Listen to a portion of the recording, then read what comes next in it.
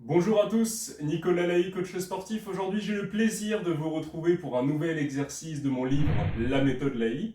Donc, on sera sur un rowing halter banc incliné. Donc, un exercice qui sera très efficace pour développer votre grand dorsal, vos trapèzes, vos rhomboïdes, le faisceau postérieur de votre deltoïde, donc l'arrière de vos épaules, l'infraépineux, enfin la coiffe des rotateurs en général, le grand rond, le petit rond. Enfin, comme d'habitude, je vous invite à aller voir la liste complète des muscles qui seront sollicités dans l'exercice sur la page dédiée directement dans le livre La méthode Laï. Au niveau de l'exécution technique de l'exercice, il va vous falloir un banc que vous inclinerez à 40 degrés, donc comme pour un développé incliné aux haltères, entre 30 et 40 degrés d'inclinaison. Ici, on préconisera surtout 40 degrés.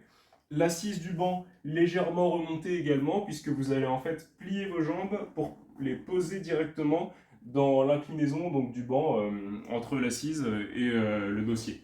Donc hop, je prends mes haltères. Ici, ce sera avec des poids de 4 kg évidemment. Vous pouvez charger beaucoup plus, mais l'important c'est d'avoir une bonne exécution et surtout un bon temps sous tension durant l'exécution de l'exercice. Donc une fois que je suis placé sur mon banc, je ne fais pas l'erreur que je fais ici, c'est-à-dire je ne reste pas avachi avec le poids des haltères qui me happe complètement vers le bas. Ce que je vais essayer de faire, au contraire, c'est de me grandir un petit peu, hop, donc sortir ma cage thoracique au maximum, essayer de maintenir cet auto-grandissement en fait du buste, de la colonne vertébrale.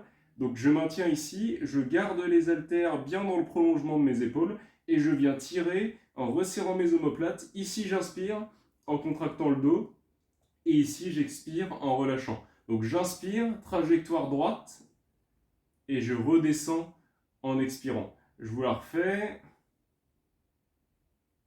et je redescends. Alors il y a quand même une petite nuance à avoir au-delà du fait d'auto-grandir la cage thoracique.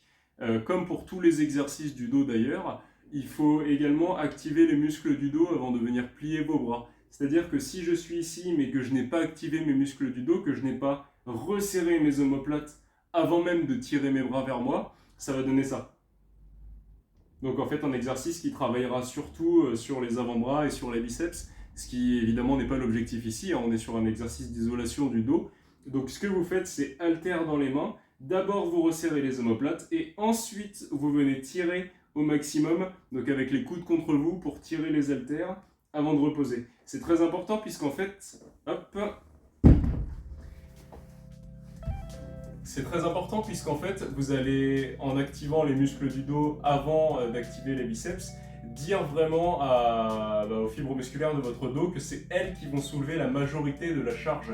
Si vous pliez les bras et qu'ensuite vous allez resserrer le dos, ce sera l'inverse, ce sera les biceps qui travailleront un petit peu plus par rapport au dos. D'accord? Vous devez donner une sorte de message à vos muscles pour leur dire là c'est un exercice par exemple pour muscler le dos, hop j'active le dos avant de tirer sur les bras. Bon écoutez voilà, je pense que l'idée est claire.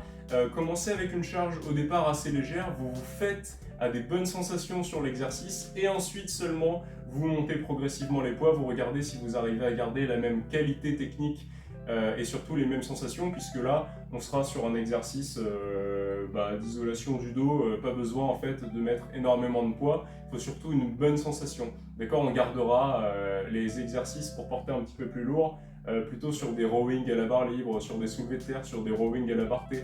Ici c'est vraiment travailler avec des poids, le faire aux sensations, assez léger et d'ailleurs souvent en isolation. Donc dans le programme vous verrez souvent marqué par exemple cet exercice avec marqué 12 répétitions en ISO 2 secondes, ce qui signifiera tout simplement en fait qu'il faudra bloquer la contraction 2 secondes à chaque fois que vous êtes en haut. Donc isolation, isolation en blocage en contraction, 2 secondes avant de reposer. Donc vous voyez sur ce type de méthode en fait on ne peut pas beaucoup charger.